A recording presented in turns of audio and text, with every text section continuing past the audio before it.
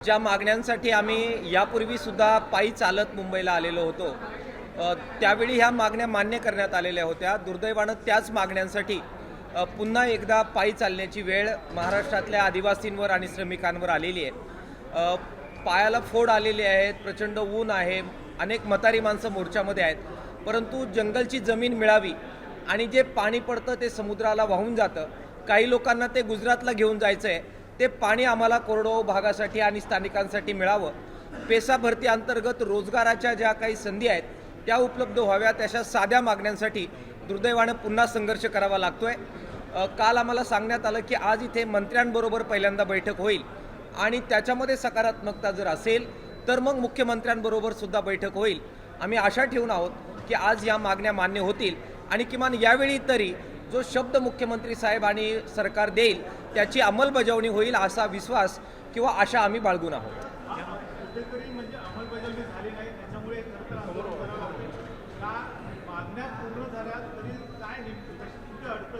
मागच्या वेळी सुद्धा अंमलबजावणी होणार नाही अशी शंका आम्हाला होती आणि म्हणून आम्ही अट टाकली होती की माननीय मुख्यमंत्र्यांनी या मान्य मागण्यांच्या बद्दलचं निवेदन सभागृहाच्या फ्लोअरवर करावं, जेणेकरून त्याला एक कायदेशीर आधार येईल आणि त्यांनी ते केलं होतं। मात्र दुर्दैवानं असं असून सुद्धा आज 3 वर्ष उलटून गेलेली आहेत, याबद्दल काही फारसं झालेलं नाही। दुसऱ्या बाजूला मात्र जे आश्वासनं ते उद्योगपतींना देतात ती मात्र पूर्ण होताना दिसतात। आपण पहा की जे बंदर ठाणे पालघर जिल्ह्यामध्ये होतं आहे, वाढवण बंदर, त्याच्यामध्ये आदिवासी उद्ध्वस्त होत आहेत, घरं उद्ध्वस्त होत आहेत, गाव उद्ध्वस्त होत आहे, जलद गतीनं ते पूर्ण केलं जात आहे।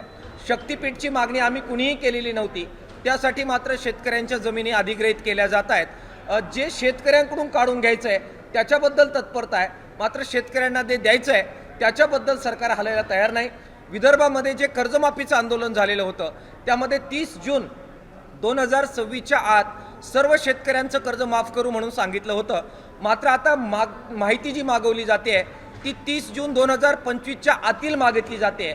म्हणून तिथे सुद्धा दगाफटका होऊन अतिवृष्टीमध्ये जे शेतकऱ्यांचं नुकसान झालं ते परत वगळले जातील काय, ही भीती महाराष्ट्राच्या शेतकऱ्यांमध्ये आहे। सरकारने अशा प्रकारे शेतकऱ्यांच्या मागण्यांबद्दल दगाफटका करणं थांबवावं असं आव्हान आपल्या माध्यमातून सरकारला मला करायचं आहे।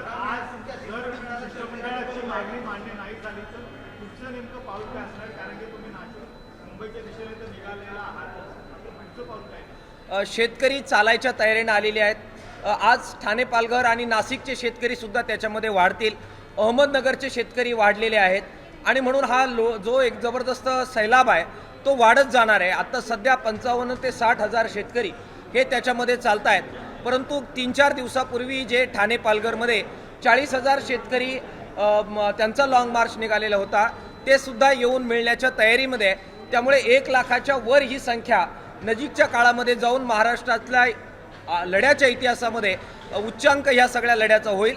ती वेळ सरकारने आमच्यावर आणू नये असं आव्हान सरकारला आम्हाला करायचं। सर, मुद्दा असा आहे की ज्या पण तुमच्या मागण्या ज्या सरकारपुढे तुम्ही मांडताय, लोकशाही मार्ग तुम्ही म्हणजे निषेध व्यक्त करण्यासाठी पायी मोर्चा देखील काढला, मात्र एक गोष्ट तुम्ही बघितली का, काल ज्या पद्धतीने कचरा घाटाच्या पहिले जी ट्रॅफिक जाम झाली ती लोक 12-12, 8-8, 10-10 तास कारमध्ये बसून होते, लहान मुलांचे हाल झाले, कुटुंबामध्ये हाल झाले, याकडे सरकारचं नियोजन कोलमडलेलं पाहायला मिळालं का? त्या संदर्भात देखील तुम्ही म्हणजे स्थानिकांना सहकार्य करण्याची तरी मोर्चेकरण अपेक्षा असंच बोलताय लोक? त्या सगळ्या ट्रॅफिकमध्ये ज्यांना त्रास झाला ती आमचीच सगळी माणसं आहेत। प्रचंड वेदना आम्हाला त्यांच्या सगळ्या त्रासाबद्दल वाटत आहेत।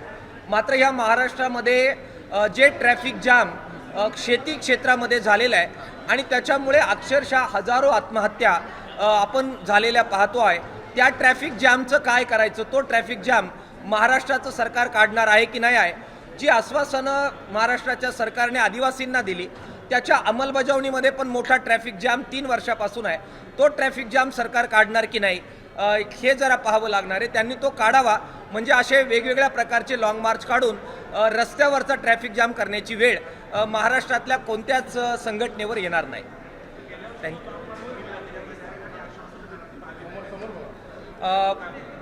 मागच्या वर्षी जे लाँग मार्च काढला होता त्याची आश्वासनं पाळली नाही आणि म्हणून त्यासाठीच हे आज मोर्चा काढावा लागतोय। ते म्हणाले होते की आम्ही महाराष्ट्राचं जे पाणी आहे जे गुजरातला वाहून जातंय ते अडवू आणि ते मराठवाड्याला विदर्भाला देऊ। बघा, एक नवा थेंब सुद्धा नव्याने अडवण्यात आलेला नाही। महाराष्ट्राचा कोरडवाहू भाग आजही तसाच वंचित आहे. त्याचप्रमाणे आदिवासींच्या जंगलच्या जमिनी नावावर करू म्हटले होते, मात्र त्याच्यात प्रगती झालेली नाही आहे. त्यामुळे आंदोलनात झाली की त्यापुरतं गोड बोलायचं, मात्र अंमलबजावणी करायचं नाही. हा कित्ता महाराष्ट्राचं सरकार गिरवत आहे, तो कित्ता त्यांनी गिरवणं थांबवावं हेच निवेदन घेऊन आज आम्ही आलेलो आहे.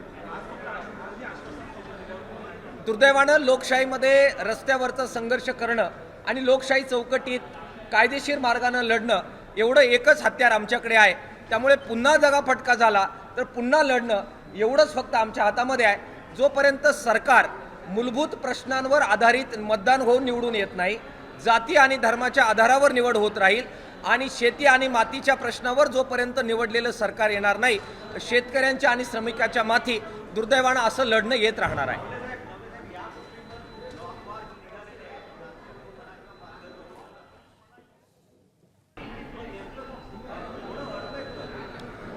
ही सरकारं जी निवडून येतात ती शेतकऱ्यांच्या आणि श्रमिकांच्या प्रश्नावर येत नाहीत. ती जाती आणि धर्माच्या आधारावर निवडणुका होतात. मोठ्या प्रमाणात कॉर्पोरेट सेक्शनकडून जो पैसा येतो त्याचा अमर्याद वापर निवडणुकांमध्ये होतो. निवडणुकांमध्ये कशा प्रकारे बोगस मतदान होतं हे आपण पाहिलेलं आहे.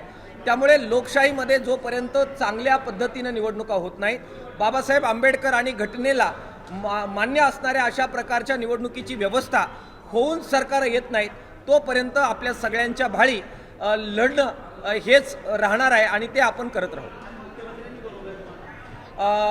महाजन साहेबांनी तसा निरोप दिला की आज बैठक होईल, वेगवेगळ्या मंत्र्यांबरोबर अगोदर बैठक होईल आणि त्यात जर एकमत झालं तर मुख्यमंत्री साहेबांबरोबर सुद्धा चर्चा होईल असं त्यांनी आम्हाला सांगितलेलं आहे. तोडगा निघावा अशी आमची अपेक्षा आहे, कारण लोकांना अशा प्रकारे चालवणं आणि ट्रॅफिक जॅम करणं हे कोणत्याही चांगल्या नागरिकाला आवडणारं नाही आहे. त्यामुळे तो त्यांनी काढावा अशी अपेक्षा आम्हाला आहे, विनंती आम्हाला आहे. एबीपी माझा, उघडा डोळे बघा नीट.